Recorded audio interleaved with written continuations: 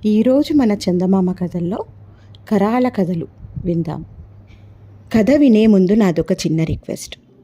మీరు గనక మా ఛానల్ని మొదటిసారి చూస్తున్నట్లయితే ప్లీజ్ తప్పకుండా సబ్స్క్రైబ్ చేయండి. కరాల కథల్లో మొదటి భాగంగా మృగకన్యలు అనే కథ విందాం. ఒకప్పుడు కరాలుడనే మాంత్రికుడు అడవిలో క్రూర మృగాలన్నిటినీ అందమైన యువతులుగా మార్చివేయడం ప్రారంభించాడు. వేటకు వెళ్ళిన వీరులు ఆ యువతుల మోహంలో పడి తిరిగి వెళ్ళడం మానివేశారు. కొన్నాళ్ళయ్యేసరికి ఆ అడవి పక్కగా గల పుష్పార్ణ రాజ్యంలో వీరులనే వారు లేకుండా పోయారు. పుష్పార్ణ రాజుకి అడవిలో యువతుల సంగతి తెలిసి సైన్యం తీసుకుని అడవిలోకి వెళ్ళాడు. అయితే అతడి సైన్యంలో వీరుడనే వాడు లేకపోవడం వల్ల అడవిలో ఉన్న వీరుల చేతుల్లో అతడు చిత్తుగా ఓడిపోయి తిరిగి తన రాజ్యం చేరుకున్నాడు. ఏమి చేయాలో అతడికి పాలుపోలేదు. చివరకు అతడు సవిత్వకుడు అనే మహర్షిని కలుసుకొని విషయాన్ని విన్నవించాడు.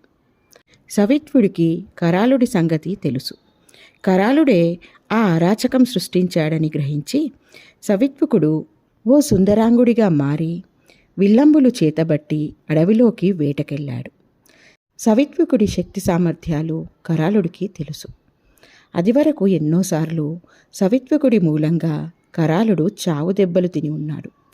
ఈసారి ఎలాగైనా సవిత్వకుడిని అంతమొందించాలని అతడి చెప్పు చేతల్లో ఉన్న సౌందర్యవతులందరినీ అతడిపైకి రెచ్చగొట్టాడు. సవిత్వకుడిని జయించాలంటే ముందు అతడి తపశ్శక్తిని భగ్నం చేయాలి. ఆ తపశ్శక్తి భగ్నం కావాలంటే అతడు అడవి మృగం మనస్తత్వం గల స్త్రీకి బానిసైపోవాలి. కానీ అపురూప సౌందర్యవతులందరినీ తనని అంటుపెట్టుకుని ఉండేలా వారికి లోబడిపోయినట్లు నటించాడు. అలా అని వారికి వశం కాకూడదు గనుక వారందరినీ చెంత కూర్చోబెట్టుకుని మీలో ఎవరు నన్ను జయించగలరో వారికి నేను బానిసనవుతాను.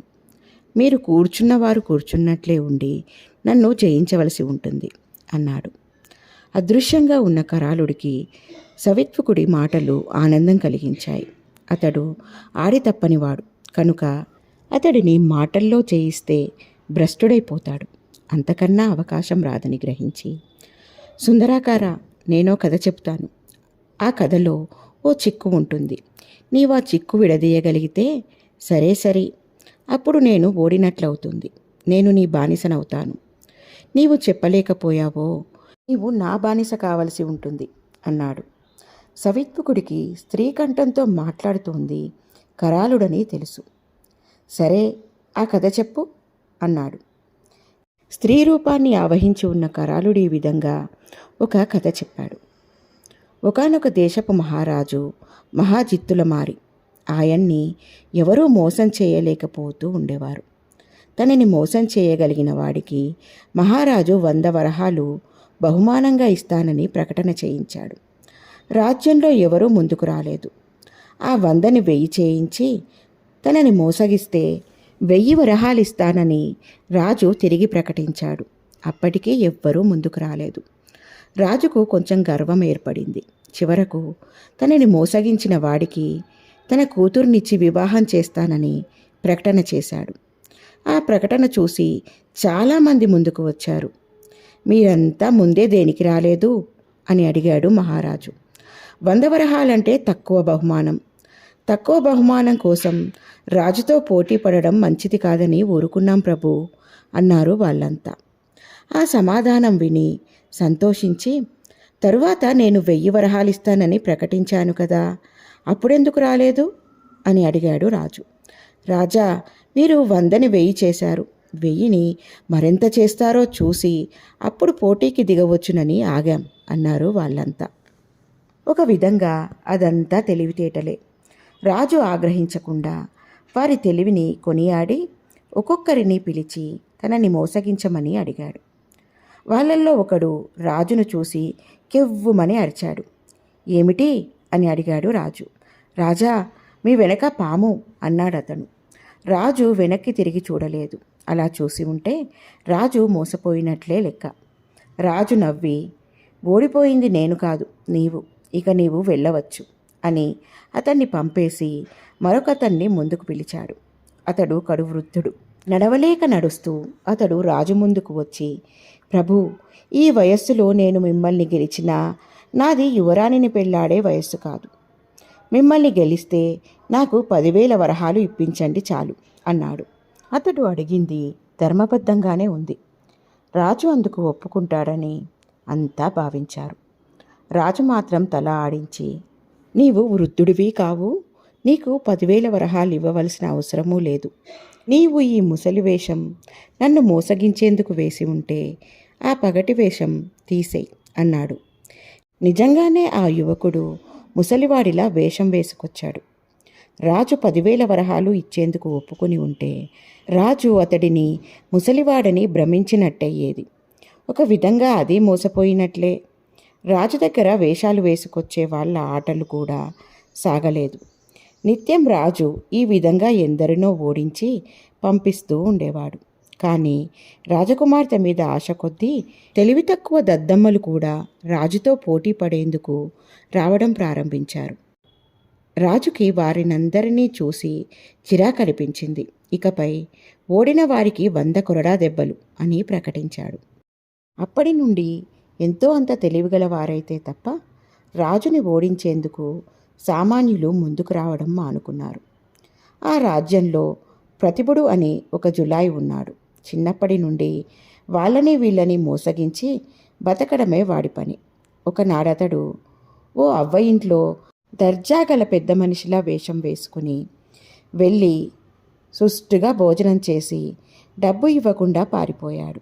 అవ్వ అతన్ని పట్టుకుని, నీ తెలివితేటలు అంతగా కారిపోతుంటే దేశపు రాజు ముందు ప్రదర్శించి రాజువిక, అంతేగాని ముసలి బీదరాలిని నన్ను మోసగించడం ఏం గొప్ప, నా డబ్బు నాకు పడేసిపో అన్నది.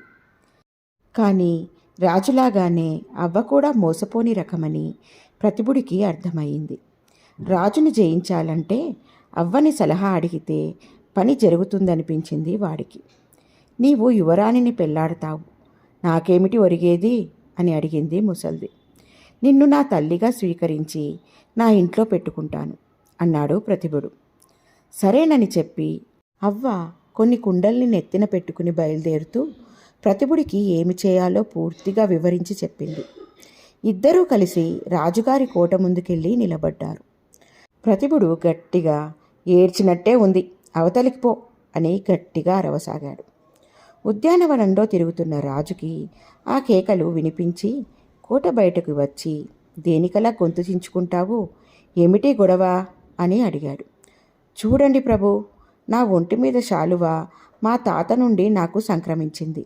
ఈ ముసలిది ఈ శాలువాను చూసి 60 ఏళ్ల క్రితం ఇలాంటిది దాని శాలువా పోయిందని నేను కాజేశానని అల్లరి చేస్తుంది. శాలువా కాజేయడానికి నేను 60 ఏళ్ల క్రితం పుట్టానా చెప్పండి అన్నాడు. కాదు, అది నా శాలువే అంది ముసల్ది మొండిగా. నీ శాలువా అని నీకు గుర్తు ఏమిటి అని అడిగాడు రాజు. మహారాజా, ఈ శాలువా మాయా శాలువా. దీన్ని భుజంపై వేసుకున్న వాళ్ళు ఎదుటివారిని ఏమి శాసిస్తే అది జరుగుతుంది అంది ముసల్ది. అబద్ధం, ఈ విషయం నాకు తెలియనే తెలియదు అంటూ ప్రతిభుడు రాజుగారి చెవిలో, ఈ ముసలి చెప్పేది నిజమే అయితే అది దాని నెత్తిన ఉన్న కుండలన్నీ పిచ్చెక్కినట్లు నేలకేసి కొట్టాలి అన్నాడు. రాజు ఆత్రంగా ముసలిదాని వంక చూశాడు. ముసల్ది వెంటనే తన నెత్తిన ఉన్న కుండలు ఒక్కొక్కటే తీసి వెర్రిదానిలా పగలగొట్టసాగింది.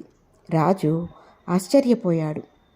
అటువంటి విలువగల శాలువ తన దగ్గర ఉంటే బాగుంటుందనిపించింది అతడికి. తగాదా పడుతున్న ఇద్దరికీ బోలెడంత డబ్బు పోసి రాజు ఆ శాలువా కొనుక్కున్నాడు. కానీ అందులో ఏ మహిమ లేదని ఆ వెంటనే అతడికి తెలిసిపోయింది. దానికి తోడు మోసగించడానికి తయారైన ప్రతిభుడు వచ్చి, రాకుమార్తెతో నాకు పెళ్లి జరిపించండి అని అడిగాడు. రాజు తాను మోసపోయినందుకు విచారపడలేదు. కానీ తనని మోసగించేందుకు జరిగిన నాటకాన్ని గూర్చి పూర్తిగా విని, ముసలిదాని వల్ల తను మోసపోయానా, ప్రతిభుడి వల్ల తాను మోసపోయానా అని ఆలోచనలో పడ్డాడు. రాజుకి ఈ సమస్య తేలవలసి ఉంది అని కరాళుడు కథ చెప్పడం ఆపి, ఓ సుందరాకార, నిజంగా రాజు మోసపోవడానికి కారకులెవరు? సహేతుకమైన సమాధానం చెప్పి నన్ను గెలవగలవా అని అడిగాడు. అందుకు సవిత్వకుడు ఈ విధంగా సమాధానమిచ్చాడు. యువరాణిని ఇచ్చి వివాహం చేస్తాననడం ద్వారా మహారాజు ఆ పోటీ పురుషులకు మాత్రమే పరిమితం చేసినట్లయింది. పైగా ముసల్ది తెలివిగలదే అయినా ప్రతివుడు ప్రేరేపించే వరకు ఆమె రాజుని మోసగించేందుకు ముందుకు రాలేదు. అనుకున్న విధంగా వారు రాజును మోసగించగలిగారు కనుక సరిపోయింది. మోసగించలేకపోయి ఉంటే రాజు చేత కొరడా దెబ్బలు తినవలసి ఉండేది. కొరడా దెబ్బలు కొట్టాల్సి వచ్చినప్పుడు రాజు ఇంతగా ఆలోచించేవాడు కాదు. అంతవరకు అతడు మగవారితో పోటీపడి మగవారినే శిక్షిస్తూ వచ్చాడు కనుక ప్రతిభుడినే అతడు శిక్షించి ఉండేవాడు. శిక్షకు అర్హులైన వాళ్ళే బహుమానానికి కూడా అర్హుడవుతాడు కనుక ప్రతిభుడే రాజుని మోసగించాడని భావించవచ్చు. ఆ సమాధానం వినడంతో సవిత్వకుడికి ఎదురుగా ఉన్న యువతిలోని కరాలుడు పారిపోయి వేరొక యువతిలో ప్రవేశించాడు. కరాలుడి ప్రభావం నశించడంతో సవిత్వకుడు ఎదురుగా కూర్చున్న యువతి పులిగా మారిపోయి అడవిలోకి పరుగులు తీసింది. ఎలా ఉంది ఫ్రెండ్స్ ఈ కథ? బాగుంది కదూ? నచ్చిందా? అయితే లైక్ చేయండి. మీ బంధువులకు స్నేహితులకు ఈ కథలను షేర్ చేయండి. మరిన్ని మంచి మంచి కథల కోసం మా ఛానల్ను తప్పకుండా సబ్స్క్రైబ్ చేయండి. మరొక మంచి కథతో మళ్ళీ కలుద్దాం. ఉంటాను మరి.